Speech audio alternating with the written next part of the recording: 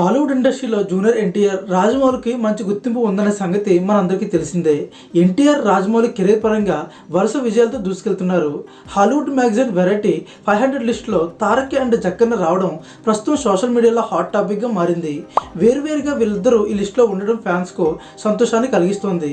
South నుంచి ఒక hero ఈ ఘనత సాధించాడు అంటే ఎన్టీఆర్కే దక్కింది.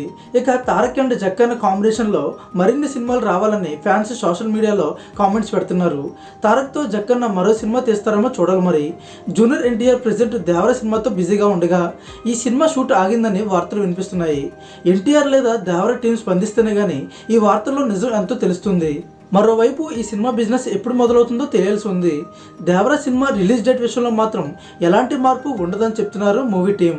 జాన్వీ కపూర్, సైఫ్ అలీ ఖాన్ ఇలా భారీ స్థాయిలో గుర్తింపు పొందిన యాక్టర్స్ యాక్ట్ చేయడం వల్ల ఈ సినిమాకు బిజినెస్ విషయంలో బాగా కలిసి వస్తుంది.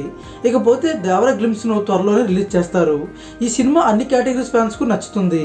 దేవర సినిమా ఏ రేంజ్లో రికార్డులు క్రియేట్ చేస్తుందో చూడాలి. మరి ఇకపోతే దేవర సినిమాపై అంచనాలు ఊహించిన స్థాయిలో పెరుగుతున్నాయి.